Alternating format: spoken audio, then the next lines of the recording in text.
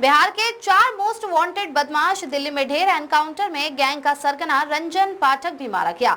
Delhi police, crime branch और Bihar police ने joint operation कर रोहिणी में बिहार के 4 मोस्ट वांटेड गैंगस्टरों को एनकाउंटर में ढेर कर दिया है। बताया गया कि बुधवार की देर रात में करीब 2:20 पर बहादुर शाह मार्ग पर दिल्ली पुलिस, क्राइम ब्रांच और बिहार पुलिस की 4 बदमाशों के साथ मुठभेड़ हुई। इस दौरान मुठभेड़ में चारों बदमाश मारे गए।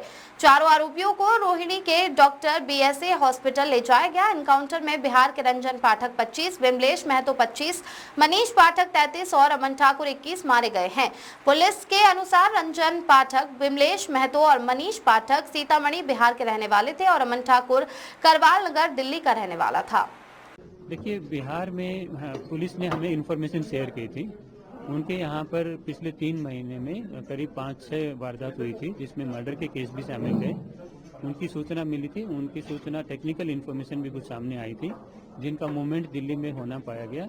तो इनको कल रात में जब इनका मूवमेंट होना पाया गया था, तो उसमें इनको रोकने की कोशिश की गई थी, पकड़ने की कोशिश हुई, जिसमें उन्होंने बड़ी स्विफ्टली उन्होंने पुलिस पार्टी पर फायरिंग किया, काफ़ी भारी मात्रा में फायरिंग किया, जिस पर पुलिस ने अपनी सेल्फ डिफेंस में मिनिमम यूज ऑफ फोर्स किया, जिसमें ये चारों लोग, जिनका मैंने अभी नाम बताया आपको, रंजन पाठक है, विमलेश महतो है, अमन ठाकुर है और मनीष पाठक है, ये चारों लोग इंजर्ड हुए। इनको इमीडिएटली हॉस्पिटल ले जाया गया, जहां पर डॉक्टर ने इनको डेड डिक्लेयर किया। जी सर, इलेक्शन होने तो क्या कोई बड़ी वारदात को अंजाम देने वाले थे या फिर फरारी? ये अभी तफ्तीश का विषय है। ये लोग अभी 2-3 दिन से तो इनका मूवमेंट यहाँ लोकेट हुआ है, लेकिन ये अभी तफ्तीश का विषय है। इसमें आगे जानकारी दी जाएगी। इनका थोड़ा बैकग्राउंड बताइए, क्या क्रिमिनल बैकग्राउंड है?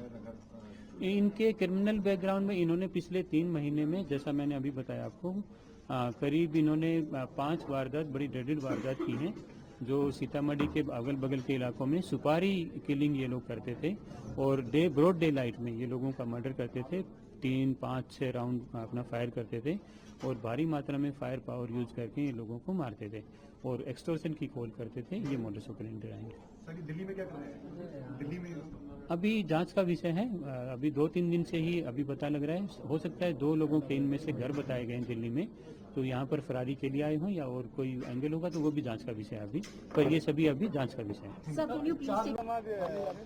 देखिए, आज हमारे एक ऐसे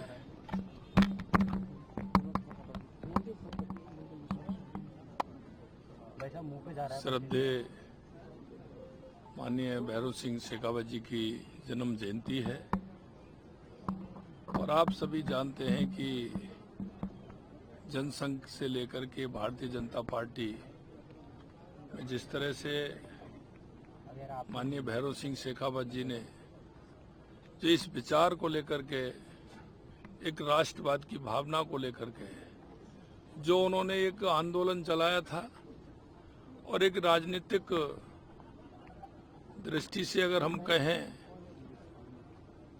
तो वो उस पीढ़ी के लोग थे।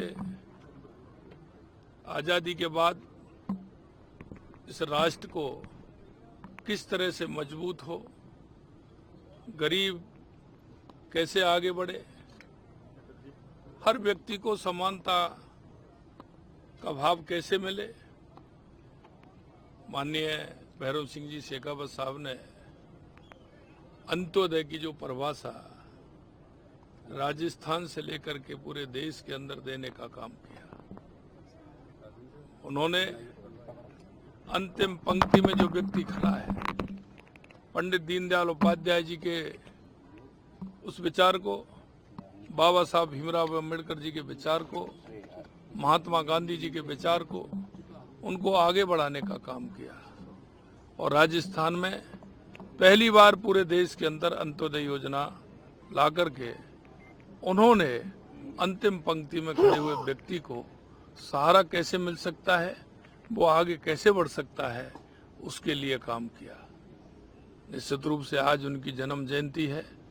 मैं उनकी जन्म जयंती के अवसर पर उनकी समाधि पर पुष्प अर्पित करने के लिए आया हूँ।